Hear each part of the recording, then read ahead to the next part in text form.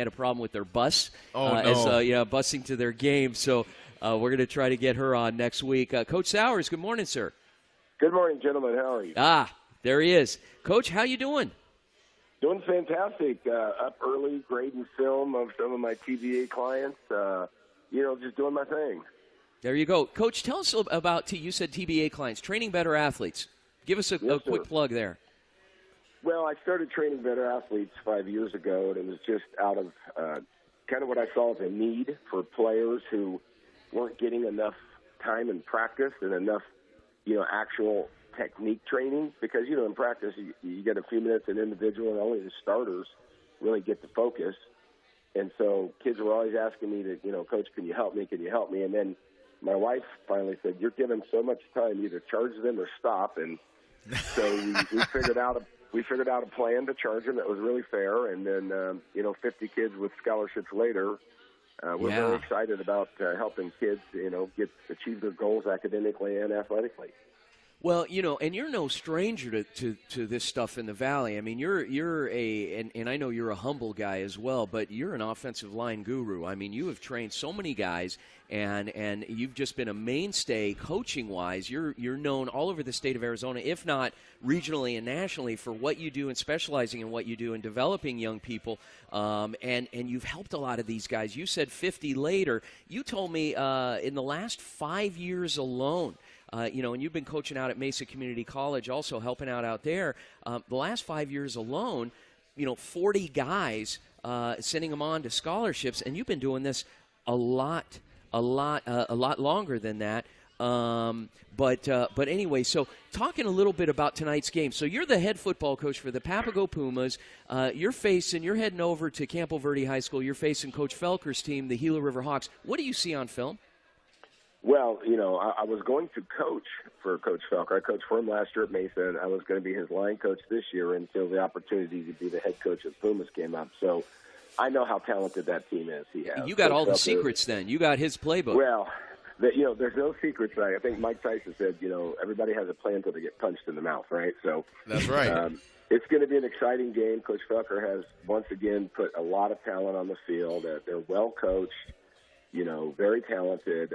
We look forward to this opportunity because, if we can, come out with a victory here, then we have done something because that's a very, very good football team we're going to play tonight. Coach, you had, unfortunately, a little bit of a late start getting your team organized and getting everything together. Talk about some of the things you had to do to really ramp up things in a hurry there for the Pumas.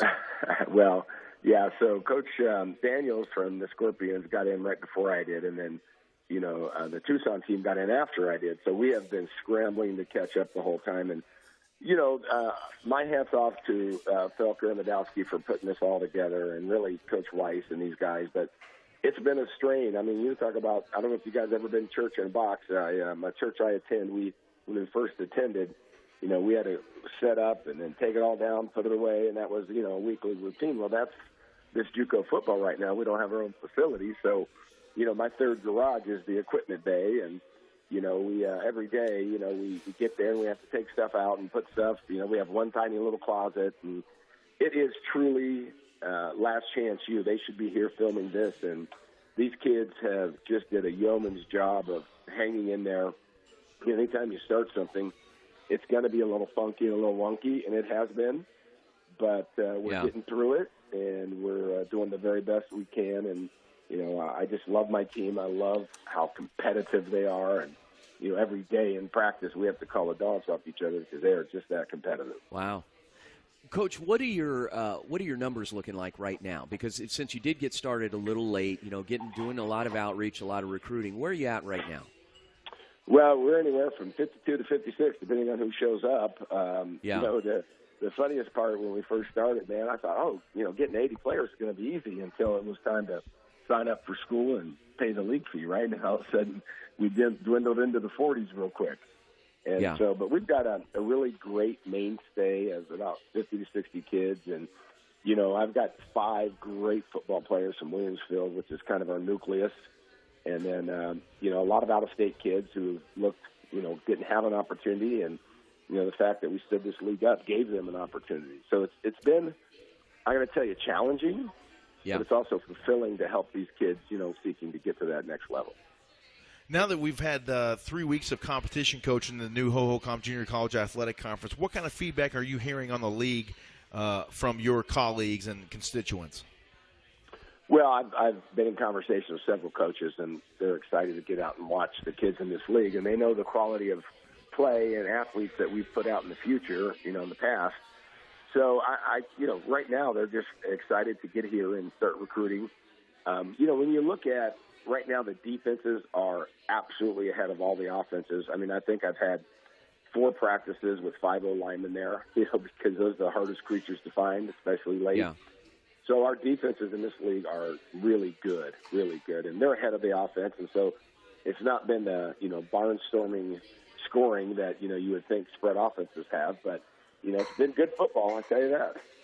So despite the rumors, Coach, offensive linemen are not a dime a dozen. No.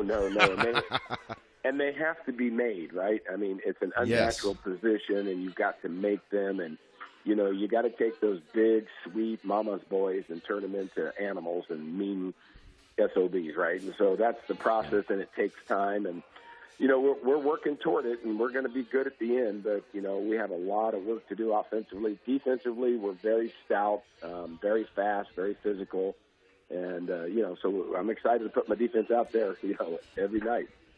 Coach, in our last 30 seconds with you, what do you want people to know specifically that they're going to see from your team? You said, defensively you're going to be fast. I mean, what can we expect offensively? Well, offensively, I have great expectations that we're going to improve this week because, your greatest improvements between game 1 and game 2. So I look for offense to be more consistent, a little more explosive, and a lot less mistakes. So that's what we're hoping to get out of our offense this evening. Awesome. Coach Ron Sowers, Papago Pumas head coach. They play their home games out at Mesa High School.